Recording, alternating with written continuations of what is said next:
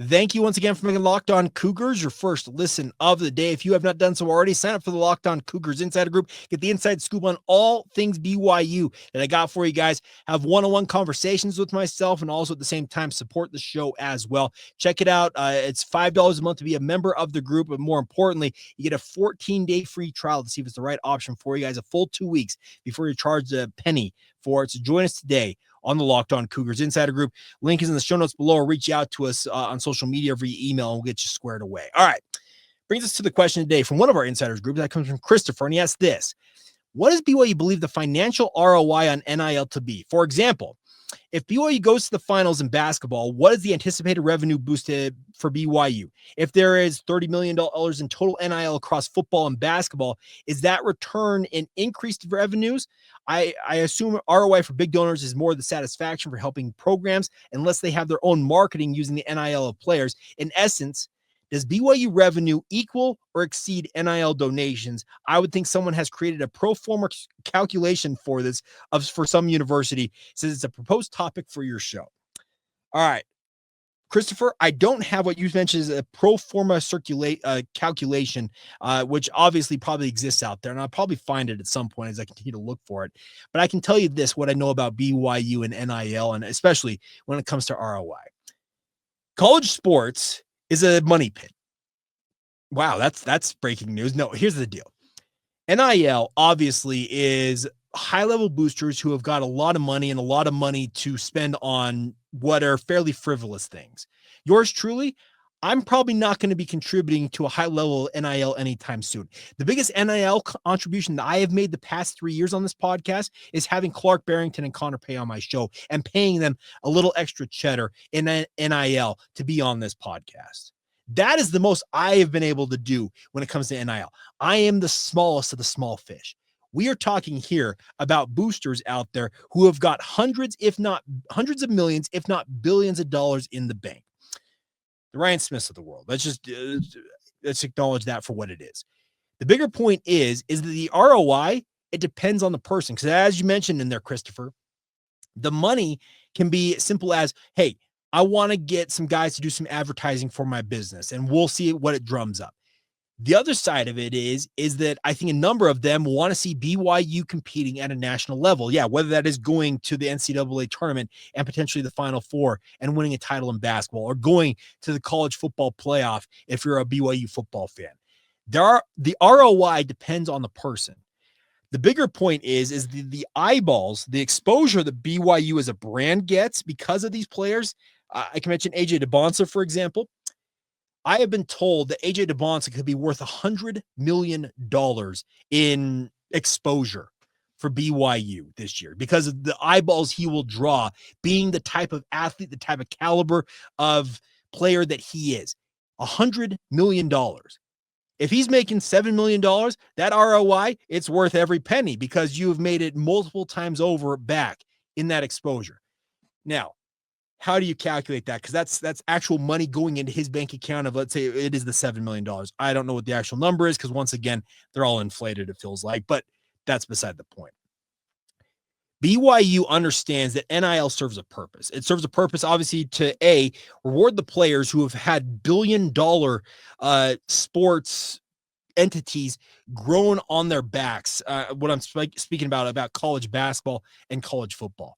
They started out as mom and pop shops. Now they're legit Leviathan corporations. And you know what? The players deserve a cut of it. That's absolutely been the case for many, many years, if not decades. But they're finally getting that opportunity.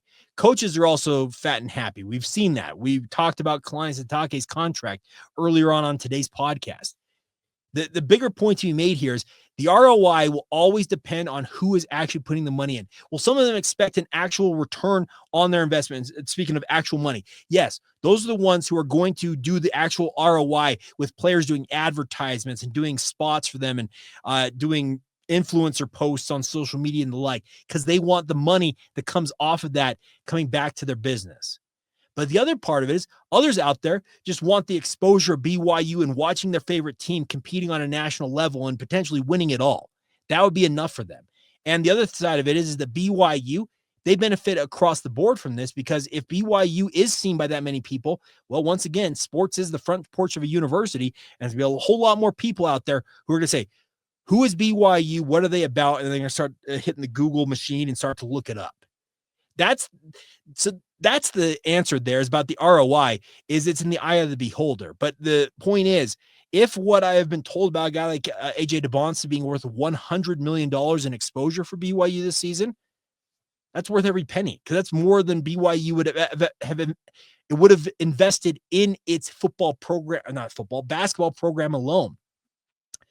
But how do you, like I said, you can't really quantify that. That's the tougher part about this, is I can try and say, this is how much it's worth to BYU. But once again, your thought on what ROI is different than mine.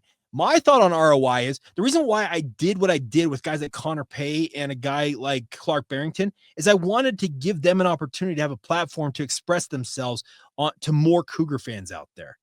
It worked extremely well. Connor Pay is sitting pretty right now, and it's not because of me.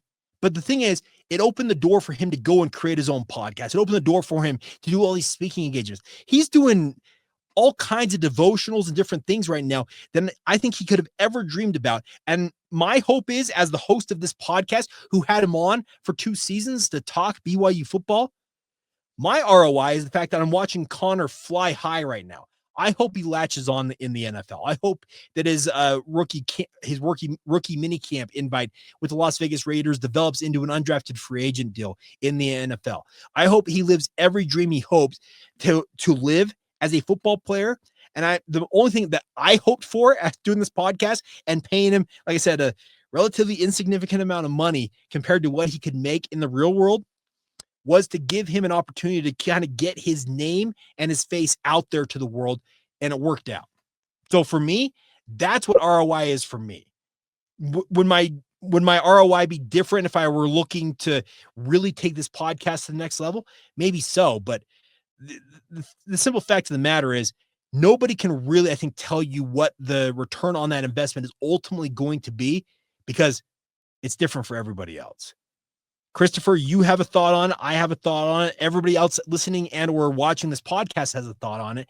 And I don't think anybody has the right answer about it, because we simply put, we're not the people that are putting that type of money in there.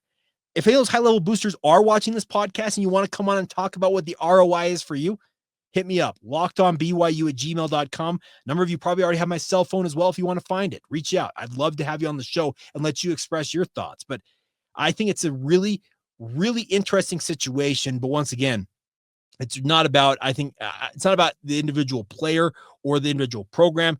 I think it's more about what people's intent is with that money they're investing in NIL. All right, there you go. So hopefully that made a little bit of sense. Maybe it didn't, but nonetheless, thank you as always for your guys' support of the podcast. It really does mean the world to me. Please continue to subscribe, rate, review, share it with your family and friends. Make sure you tell them it's BYU content daily. That's on demand. They can catch it anytime. They've got a free few minutes, up to 30 minutes, as the full podcast is. But as always, once again, thank you for making Locked On Cougars your first listen today. And until tomorrow, everybody, thank you once again for being everydayers right here on the Locked On Cougars podcast.